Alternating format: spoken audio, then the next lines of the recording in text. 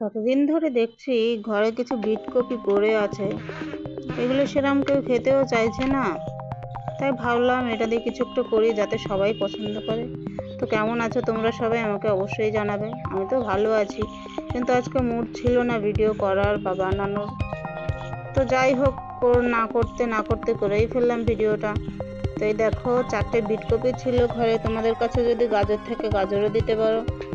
আমার কাছে bit copy ছিল, তো বিট কপি দিয়ে দিচ্ছি। বিট কপিটাকে ছুলে ধুয়ে ছোট ছোট করে কেটে নেব। এই দেখো, কাটার পরে কিন্তু ধোয়া যাবে না, ছুলে তারপর ধুয়ে নিতে হবে।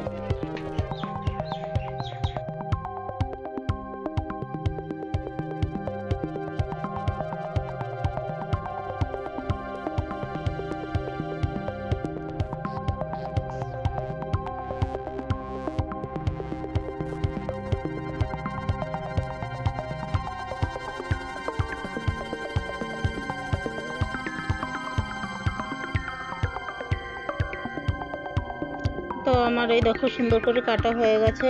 এরকম করে পাতলা পাতলা করে কেটে নিয়েছে যাতে এটা খুব ভালোভাবে সিদ্ধ হয়। তো সিদ্ধ হওয়ার জন্য আমি এই আমার চায়ের ক্যানটায় বসিয়ে দিলাম। দেখো কতটা হয়েছে। তো এতে জল দিয়ে দেবো যতটুকু লাগে। তোমরা চাইলে গাজর দিয়েও করতে পারো। এটা বিট কপির জ্যাম। তো আমি জ্যামটা করেছিলাম, এটা সবারই খুব পছন্দ হয়েছে।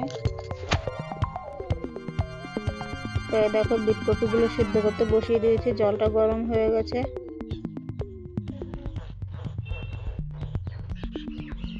এবার দেখো সুন্দর করে ফুটতে শুরু করেছে। আমি মাঝে মাঝে চেক করে দেখছি কি গলেছে কিনা। তো এটা যখন গলে গেছে তখন আমি ঠান্ডা হতে দিয়েছি। ঠান্ডা হয়ে গেলে এবার মিক্সিতে এটাকে সুন্দর করে পেস্ট বানিয়ে নেব।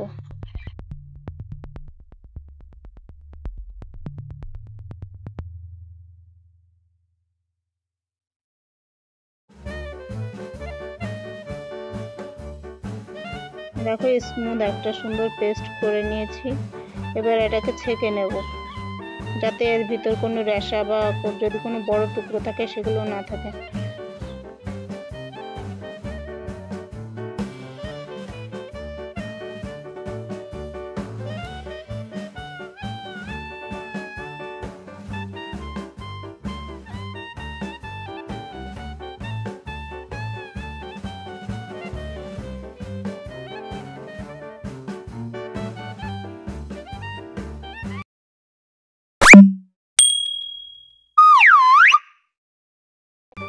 আমি এই কড়াইতে জালটা তুলে দিয়েছি, এর জন্য সোজাসুজি কড়াতেই ছেঁকে নিয়েছি।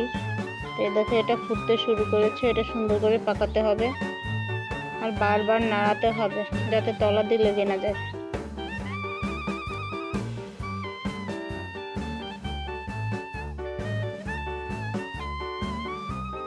এটা ফুটছে আর চারদিক দিয়ে ছিটছে, গায়েও পড়ছে। কি করব, করতে তো হবে। দেখো চারদিক দিয়ে কেমন ছিটছে, আমার সব বাসনগুলো নষ্ট হয়ে গেছে। যাই হোক, এবার পরিমাণ মতো চিনি দিয়ে দিলাম, যে যতটুকু লাগবে আন্দাজ মতো।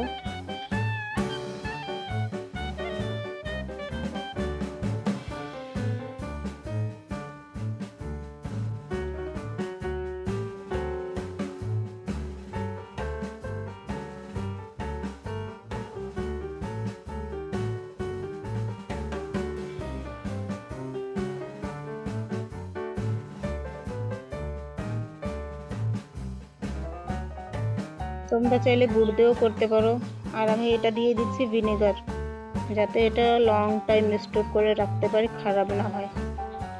ভিনেগারটা দিয়ে আবারও জ্বালাতে থাকবো।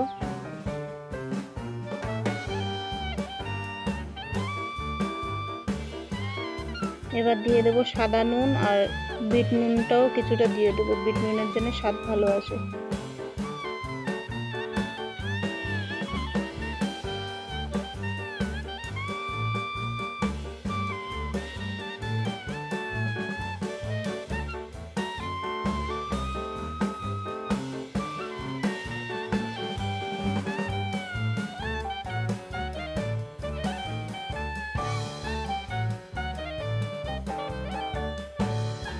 বারবার নেড়েচেড়ে এটাকে হতে দিতে হবে। আর যখন গাঢ় হয়ে আসবে তখন আঙুল দিয়ে চেক করতে হবে। যদি এটা আঠা আঠার মতো লেগে যায় তার দরকার নেই, তাহলে ভাববে হয়ে যাবে। এটা